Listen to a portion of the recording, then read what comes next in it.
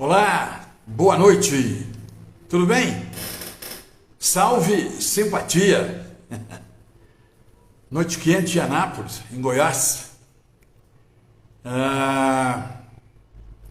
Uma noite de muito calor hoje. Anápolis está com um clima meio maluco, chovendo fora de época, né? Hoje mesmo já choveu e agora tá quente, adoidado. Mas é isso. É noite de surpresa, dia de surpresa, e surpresas muito agradáveis, por sinal, né? Desde ontem, quando eu vi toda aquela movimentação, ou desde o dia que eu vi toda aquela movimentação das mulheres corintianas, das jogadoras do Corinthians se voltando contra a própria escolha da diretoria, a figura do professor Cuca, e pela gravidade da acusação não, porque ele já deu uma sentença transitada em julgado, ele foi condenado a 15 anos, 15 meses de reclusão, foi encontrado o material genético dele no corpo da vítima, então não tinha uma situação insustentável, acima de tudo, por tudo que o Corinthians representa na história da democracia brasileira, né? Dentro do quadro político brasileiro, talvez seja dos times mais engajados com a realidade do Brasil, a realidade brasileira. Então, acho que foi uma decisão correta, não tinha como manter o Cuca à frente do Corinthians, um time que primava e que prima pela democracia, pelos direitos da sua torcida, né? Dos gaviões, dos gambás, como alguns palmeirenses costumam chamar os corintianos. E daqui só me resta parabenizar, não é? Toda essa movimentação das mulheres do Corinthians. E isso já tinha acontecido com o Robinho no Santos. Algumas mulheres santistas foram à frente, mas não com tanta repercussão que teve o time do Corinthians na dispensa do Cuca, não é? E a repercussão que teve, isso eu gosto. Eu gosto porque, via de regra, não se ouve as mulheres nas práticas desses crimes, ou quando se ouve, não se leva muito a sério, não se leva como se tem que levar a palavra da mulher, não é? E eu gostei muito, muito da movimentação para mostrar que o Brasil está deixando de ser a terra de que o machismo imperava, não é? E que essas coisas o futebol era um mundo à parte. E a gente está vendo que o futebol não é nenhum mundo à parte. Não é mesmo? Bom, e o que eu estou fazendo aqui hoje? Estou fazendo aqui hoje porque é direito de quinta. Mas você falou que seria de tarde. Era para ter sido mais à tarde, mas eu tinha uma live agora de noite, que problemas técnicos. A live, eu ia falar com uma mestra em Goiânia em educação, ia fazer um depoimento pessoal quanto à questão de ter um filho autista, não é?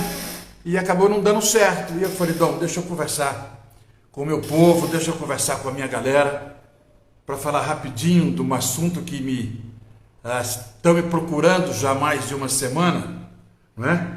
Na semana passada eu comecei a falar sobre isso aqui, falei em algumas emissoras de rádio no final de semana, na rádio, mas falei rapidamente na Rádio Manchester, e deu entrevistas para alguns jornais em Anápolis, o Diário da Manhã, tanto no jornal físico quanto no jornal eletrônico, sobre um assunto que eu nem sabia que estava sendo discutido em uma telenovela. Eu há muitos anos eu não vejo novelas.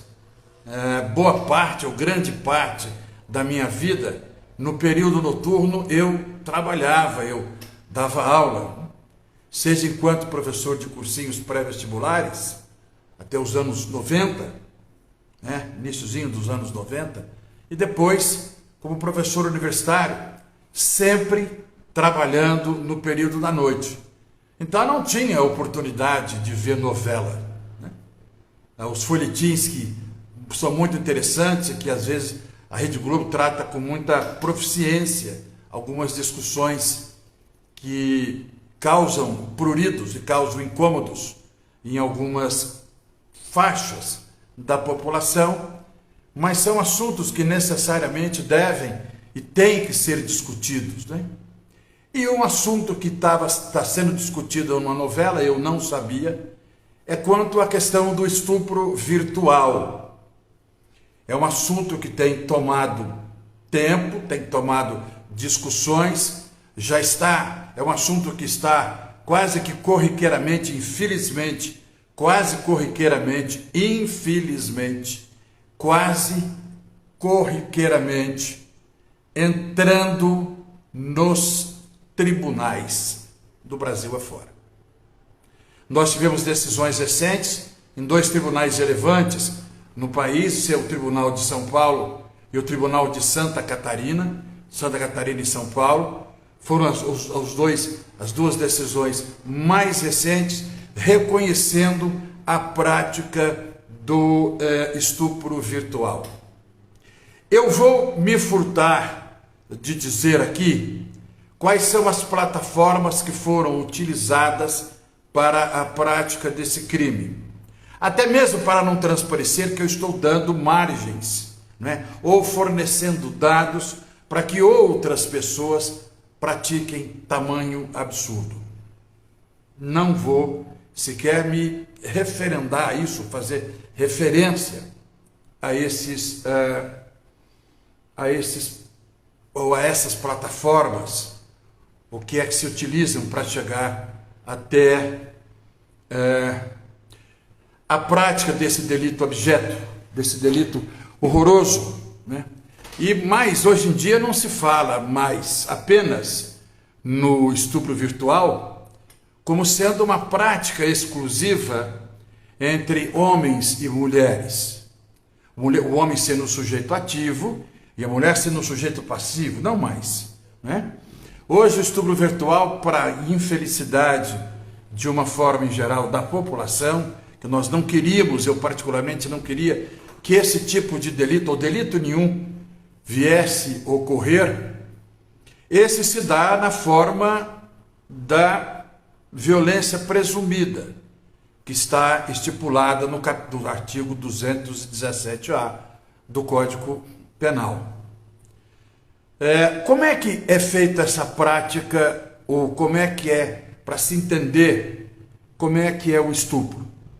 Bom, há algum tempo, o estupro era um crime próprio, ou seja, era aquele que somente o homem poderia praticar contra a mulher, ou seja, o sujeito ativo era sempre o homem e o sujeito passivo era sempre a mulher. Ou seja, havia algumas ficções jurídicas que poderiam chegar a um determinado momento em que a mulher fosse tanto sujeito ativo num determinado delito, numa determinada conduta, ou sujeito passivo numa outra conduta.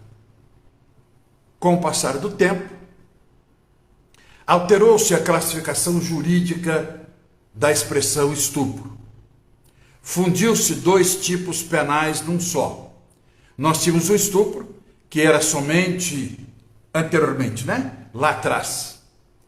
Era apenas a conjunção carnal normal, habitual, para fins de reprodução, a cópula vagínica, né? Ou seja, a transa normal entre homem e mulher. Se é que tem transa normal entre homem e mulher, mas vamos colocar nesse sentido, para fins de procriação, tá?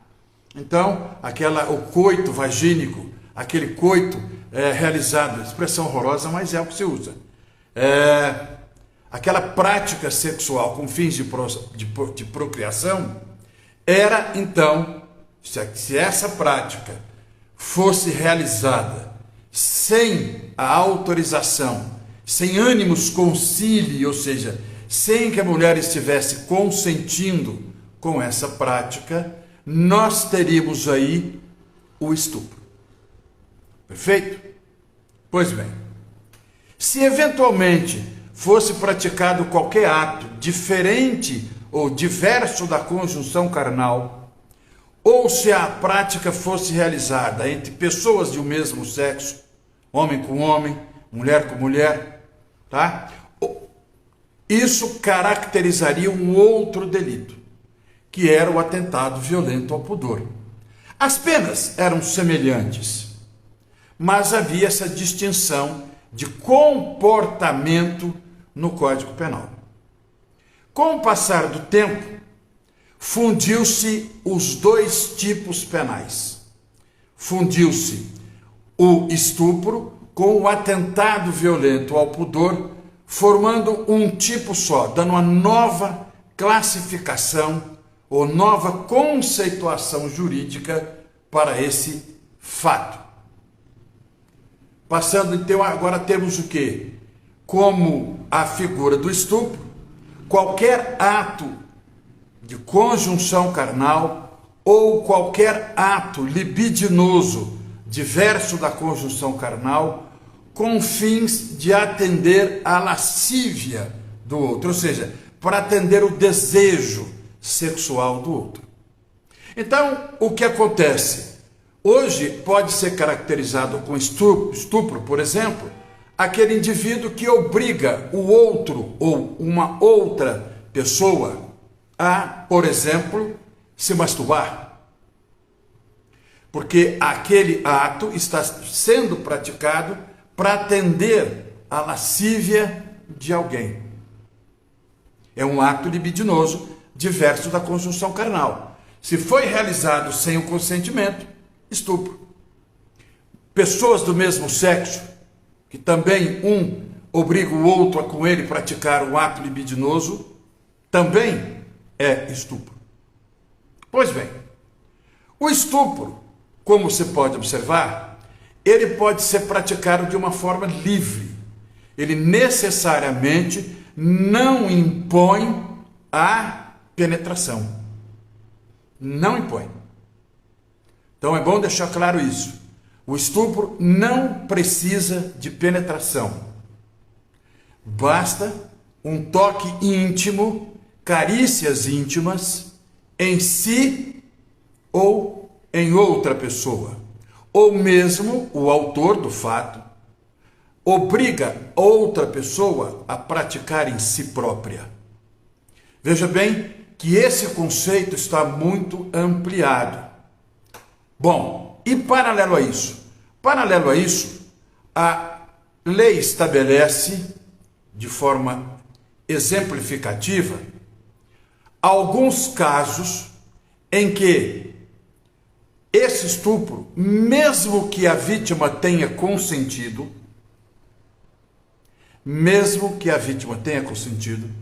a lei entende que é o estupro presumido. Por exemplo, o Boa Noite Cinderela, já ouviram falar? Olha o tanto que isso é grave.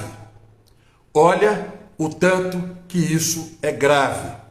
Boa Noite Cinderela, com fins de ato libidinoso, com fim de conjunção carnal. Alguém vai e coloca uma beberagem, um medicamento, comumente um hipnótico, um anestésico de altíssimo poder de ação, na bebida de uma outra pessoa e dá para essa pessoa tomar sem o consentimento, sem aquela que está tomando, saiba que tem álcool ali dentro. Comumente o Boa Noite Cinderela é feito assim. Alguém furtivamente coloca um comprimidinho na bebida de quem não está vendo. E essa pessoa ingere essa bebida. Se essa pessoa que ingeriu aquela bebida tiver a sua capacidade de volição, a sua capacidade de reagir àquela conduta diminuída, ou mesmo se aquela pessoa que ingeriu aquela bebida venha a ficar com a sua capacidade reduzida, como por exemplo, bate um sono e essa pessoa adormece, e a partir daí quem colocou o Boa Noite Cinderela pratica a conjunção carnal, nós temos aí uma forma de estupro presumido. Prestem atenção. É estupro, sim. O beijo não consentido, Eugênio, é estupro, sim. É lógico que o juiz e o Ministério Público, principalmente o Ministério Público, na hora de oferecer a denúncia, há de observar a conduta de ambos. Mas o beijo não consentido é uma forma de importunação sexual que, dependendo da maneira que foi obtido esse beijo roubado, não é? Esse beijo roubado pode caracterizar, no mínimo, uma importunação sexual e pode beirar a prática do estupro. Como também temos o estupro presumido quando é praticado contra menores de 14 anos de idade. Então preste atenção no que eu disse. Tem muita gente que acha, não, mas peraí. Mas e a menina que já tinha de 14 anos de idade, mas o tempo da informação, as crianças de hoje não são mais como os anos 40, quando o Código Penal foi criado. Nós não podemos pensar mais nessa caixinha. O mundo mudou. Sim, o mundo mudou.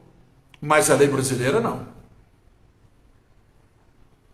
A lei brasileira não. A lei estabelece que essas pessoas de 14 anos, menores de 14 anos, mesmo que elas tenham anuído com a prática, a violência se entende presumida. E o que é que se entende como a violência presumida?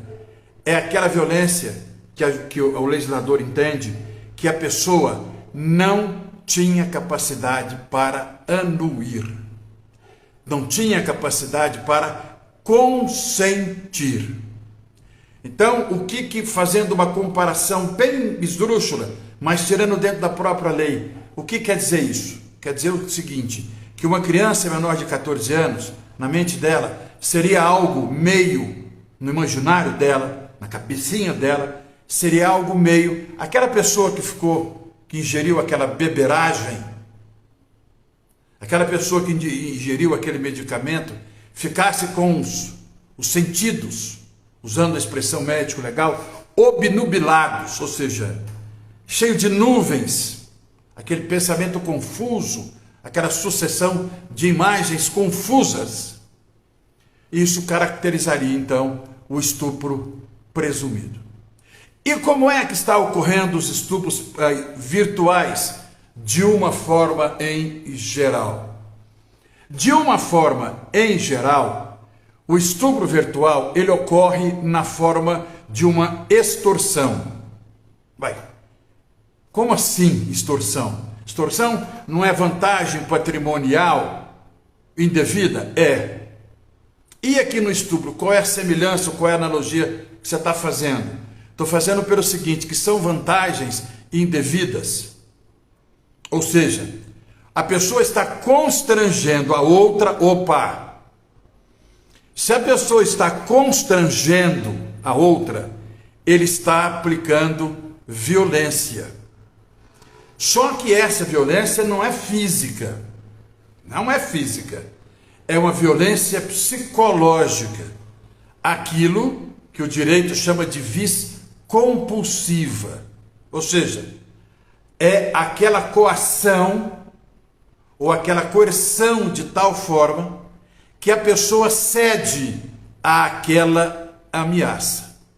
Portanto, se você tem uma prática de um crime de cunho sexual em que a vítima foi constrangida para ceder à prática de algum ato, está caracterizado então o estupro. E como é que se dá virtualmente? Se dá virtualmente quando o agente obriga a pessoa a praticar ato libidinoso para atender à lascívia dele, sob a ameaça de exposição na internet. Entendeu? Então, muita gente tem as suas fantasias, e eu não tenho nada contra as fantasias eróticas de ninguém. Não sou eu quem vai cerceá-las. Se eu não posso estimulá-las, cerceá-las não vou. Não é mesmo? Cada um vive ao seu critério, à sua imaginação, às suas necessidades. Afinal, dentro do limite da ética e do direito, todos nós somos livres. Temos a força do livre-arbítrio para andar ou não em conformidade com a lei e com a ética, né? Pois bem, então a pessoa começa a manter um diálogo, esse diálogo se aprofunda, vai à intimidade, e aí começa a acontecer as trocas de mensagens mais íntimas, e isso aflora e faz com que aquele cidadão que tem impulsos criminosos, principalmente voltadas para o sexo, começa a constranger aquela pessoa a praticar atos libidinosos, sob pena de que, se você não fizer isso comigo, eu vou expô-lo na internet, eu vou expô-lo no grupo dos seus amigos, eu vou expô-lo no seu Instagram, eu vou expô-la no seu Facebook, enfim, nas suas redes sociais, vou publicar as nossas conversas, vou tornar pública as fotos que você me mandou. Se você então, ou alguém fizer isso, para atender a lascívia de alguém, os desejos libidinosos de alguém, contra a vontade, está então alcançado a figura do estupro virtual. E o que vem acontecendo? O que vem acontecendo, para desgostos não só meu, desgosto não só meu, mas de todos de uma forma em geral, é que o grande número de vítimas desse tipo de crime são crianças menores de 14 anos de idade. Ou seja, esta prática está sendo feita, além de uma forma virtual, está sendo feita na forma da violência presumida, não é? E o que caracteriza uma hediondez extrema da conduta do agente, e levando isso às pessoas que o praticam para trás das grades. Eu sou um dos que entende que cadeia não funciona para ninguém, cadeia não recupera ninguém e nunca recuperou nesta humanidade. Entretanto, é um mal necessário ainda para coibir certas práticas e retirar de circulação certos indivíduos. Eu entendo, por exemplo, que existem outros meios mais humanos para cuidar do estuprador, que não seja mantê-lo detrás das grades. Há formas médicas e clínicas hoje, não posso eu clinicar nem recomendar nenhuma delas, porque não sou versado na ciência de Esculápio, ou seja, não sou médico, né? Mal sei o que eu estou fazendo aqui. Então, seria o ideal. Hoje já se estuda a castração química, que não tem nada doloroso, não tem intervenção médica, não tem intervenção cirúrgica, não se toca no corpo do agressor. Esse agressor é controlado e coordenado por um grupo de médicos que vão dar a ele medicamentos que vão vão atuar especificamente na área da libido e vão embotar o desejo sexual dessas pessoas.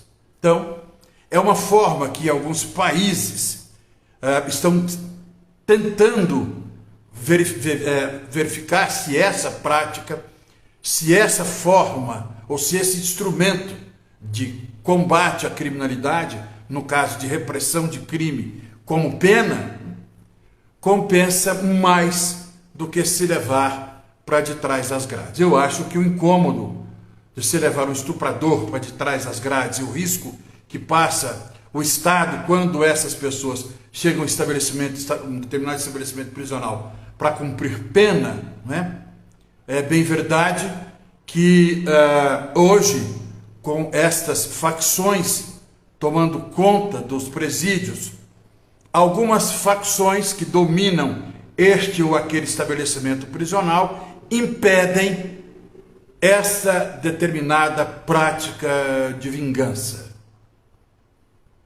Então era praticamente comum em qualquer lugar dessa humanidade, quando o estuprador chegava a uma cadeia, ele era submetido à lei interna dos presos daquela sociedade ou daquela comunidade, e era submetido às mais diversas sevícias, espancamento, torturas de toda sorte.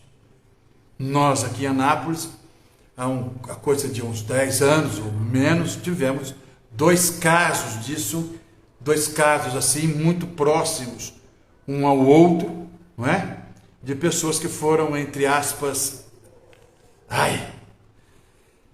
justiçadas dentro dos presídios por seus colegas de infortúnio. Tem gente que aplaude esse tipo de conduta. Eu sou radicalmente contra esse tipo de chacina, esse tipo de sangue com sangue, dente por dente, olho por olho, sabe? Mão por mão. Acho que o Estado, ou quem faz isso, se aproxima da barbárie.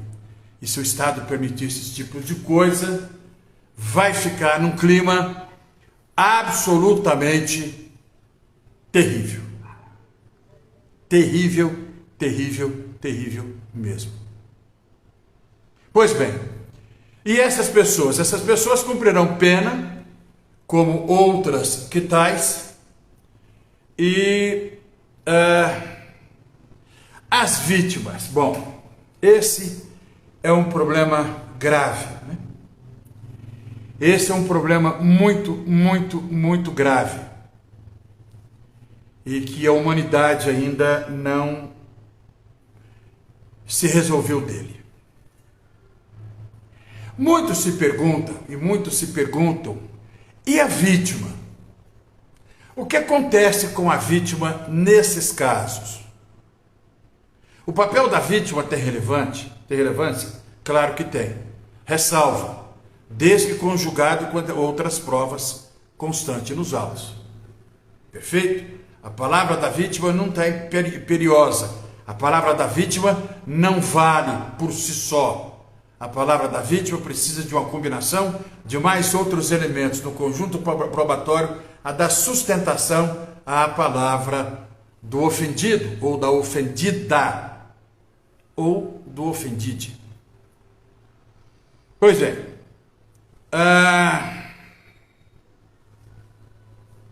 Eu quero deixar claro que eu não falo aqui com essa preocupação de gênero, tá? Eu falo para todo mundo.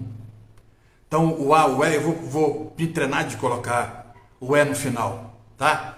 Isso aqui eu já me condicionei nas minhas petições, eu já faço isso, nas minhas sustentações orais, eu faço isso, nas minhas perguntas, as testemunhas, nos cross-examination, eu já faço isso, né? E aqui eu preciso colocar isso mais para que alguém não se sinta que eu estou sendo politicamente incorreto. Pois bem, e a vítima? Bom, em nenhuma legislação do mundo, tá? A vítima é tomada em conta no direito penal. Não fique brava comigo, eu não tenho nada disso, eu não sou legislador, eu sou um modestíssimo advogado do interior de Goiás. Ponto. E a vítima, como é que se faz? A vítima busque, nos termos do artigo 63 e diante do Código de Processo Penal, uma ação de reparação de danos, chamada ação de reparação de danos ex delito, por força de um delito, né? E busca então no juízo civil a indenização, uma reparação para o dano eventualmente sofrido. Muito embora alguns juízes hoje fixem esse quantum condenatório ou reparatório na própria sentença penal condenatória, há outros que não. Então o ideal é que quem sentiu-se prejudicado por uma prática de um crime busque a reparação dessa conduta no juizado civil.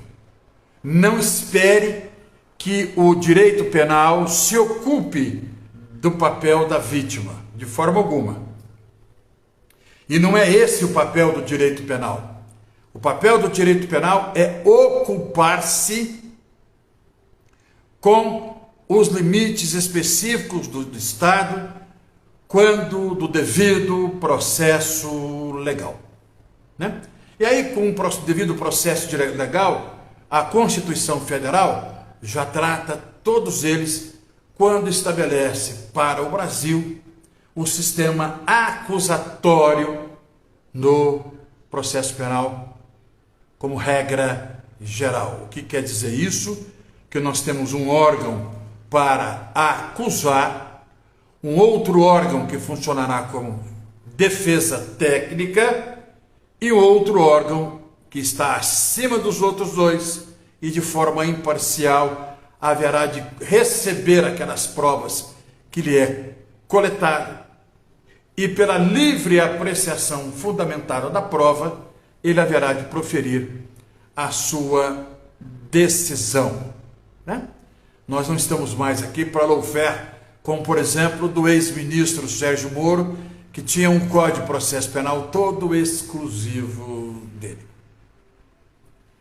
Não é assim que as coisas funcionam.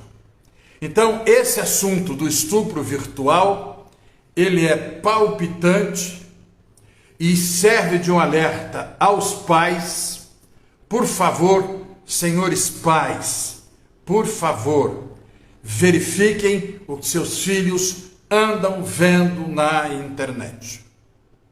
Existe uma série de programas silenciosos que vão acompanhar você a verificar, você pai, a verificar quais são os sites que o seu filho anda navegando. Com quem o seu filho anda ou a sua filha anda conversando ou tem conversado. Isso é muito, muito importante para que tenha-se uma relação saudável dentro de casa. O pai saber o que a filha, o filho está vendo, onde é que eles estão navegando, com quem que eles estão falando, é salutar. Isso não é invasão de privacidade, isso não é invasão de limite de filho nenhum. Porque, afinal de contas, eu presumo que dentro da sua casa mande você, pai, mãe. E você tem que saber. Tem por obrigação saber.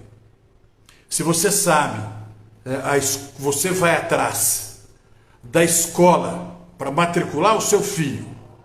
Você vai atrás da escola para fazer ginástica, a escola de dança, a musculação, a escola de inglês, o curso de inglês, o francês, e fica delegando para os professores a educação do seu filho. Escola não é depósito de criança. Escola não é depósito de filho. Algumas situações, isso é você, pai, que tem que fiscalizar, tem que vigiar. Não é? Eu fico bem à vontade para falar sobre isso, porque na minha casa eu quero saber. E vejo aonde os meus filhos navegam. Os dois, do celular dos dois, do computador dos dois. Tem um Cyber Patrol, ou seja, uma patrulha cibernética. Um programinha simples, silencioso, que me diz onde e com quem eles estiveram conversando e que sites eles estiveram passando. Isso faz parte da criação do terceiro milênio. Não é invasão. Então evite aborrecimentos. Eu estou te contando aqui só para te ilustrar, pai, mãe. O último caso de estupro virtual ocorreu em São Paulo entre um estudante de medicina e um garoto de 10 anos de idade. Um estudante de medicina e um garoto de 10 anos de idade. A hora que você tiver curiosidade, você que é estudante de direito, você que é profissional da área, como eu, joga no Google Estupro virtual, estudante de medicina. Você vai encontrar lá, vai encontrar o número do acordo, vai encontrar tudo lá. Tá? A decisão que foi proferida para... Eu recomendo, inclusive, a leitura do Diário da Manhã. Diário da Manhã, seja virtual ou físico. O jornalista Urisvaldo Pires fez um apanhado muito interessante, prévio à minha entrevista, que eu acho que o relatório que ele fez antes ficou muito melhor do que a entrevista comigo, não é? Não tem muita coisa para acrescentar, né? Então, veja, que você vai achar interessante. E isso esclarece. Para você, se você não tiver em casa essa necessidade, praça para o seu amigo de bar, que toma uma cerveja contigo, teu amigo do futebol, tua amiga da hidroginástica, tua amiga da musculação, troque experiências. Evite essas práticas. Esses criminosos principalmente contra crianças, é uma coisa, daí você pode ver que são pessoas que são doentes, né? Não tem cadeia que vá frear o ímpeto de um doente, não é? Essas pessoas precisam serem freadas. Como é que elas vão sendo freadas? Principalmente nessa terra meio sem lei ainda, que é a internet. Eu vi muita gente ontem e anteontem se voltando contra os projetos da fake news. Quando aparece alguma coisa boa nesse país, para botar freio, para estipular quem é o autor da informação, de onde ela vem, se ela é correta ou não, qual é a fonte daquilo, o grupo do atraso sempre está lá para incomodar. A gente pensa que o atraso acabou, mas o atraso não acabou. A ignorância, ela ainda continua permeando muitos setores da sociedade brasileira ainda. E essa ignorância facilita a entrada dessas pessoas. Vigiem. Aí é uma forma de ajudar a população no combate à criminalidade. O artigo 144 da Constituição Federal está lá dizendo, a segurança pública é um dever do Estado, direito e responsabilidade de todos. Então, qual é a forma que um pai e uma mãe podem contribuir com a segurança social de uma forma em geral? Vigiando o que os filhos, fiscalizando o que os filhos andam vendo, com quem as pessoas andam vendo na internet. E também certa parcimônia no divulgar certas fotos. Veja com quem você partilha a sua intimidade. Por favor, veja com quem você partilha a sua intimidade, para que amanhã você não tenha aborrecimentos maiores.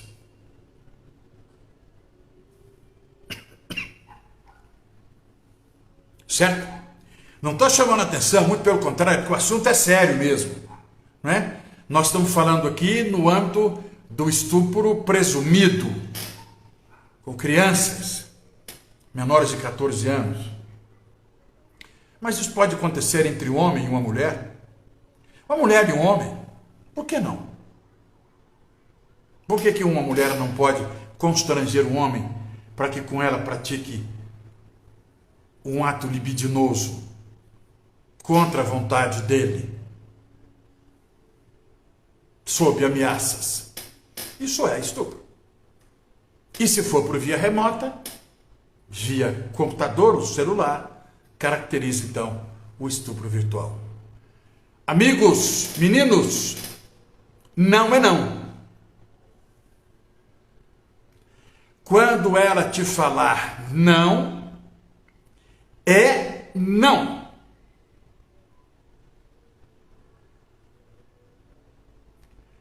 Quando ela te falar não, é não.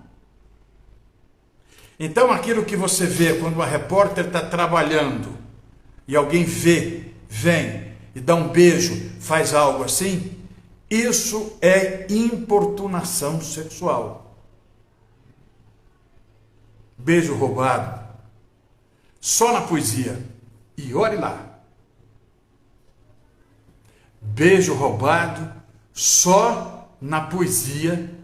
E mesmo assim, com todo cuidado, com toda parcimônia, que tal opúsculo, que tal ato requer. Vamos fazer igual as mulheres corintianas fizeram. Mulheres, denuncie qualquer ato de violência, seja ela psicológica, principalmente psicológica, seja ela física. A física é abjeta ao extremo, ou seja, violência é uma coisa que não deve ser enfrentada, que não com a força da lei. Perfeito? Obrigado. A gente volta na próxima quinta. Essa aqui foi curtinha. Eu já falei demais essa semana. Tem um jornal, tem um link do Diário da Manhã, DM Anápolis. Joga lá no Google, no Instagram, no Facebook. Você vai achar aí o DM Anápolis e vai ver a matéria que nós humildemente contribuímos para a realização dela. E precisamos divulgar isso, tá? Precisamos divulgar isso para os pais, para os amigos, enfim, para todos aqueles que têm filhos e que às vezes esquecem o filho de frente a um celular ou de frente ao computador e pensa que ele tem uma babá eletrônica, quando na realidade não é bem uma babá que está fazendo companhia para ele. Valeu? Fiquem com Deus. Sigam os ensinamentos de Cristo Jesus. Sejam, por favor, felizes, porque a vida, como diria o professor Raimundo, é desse tamanho. Fui!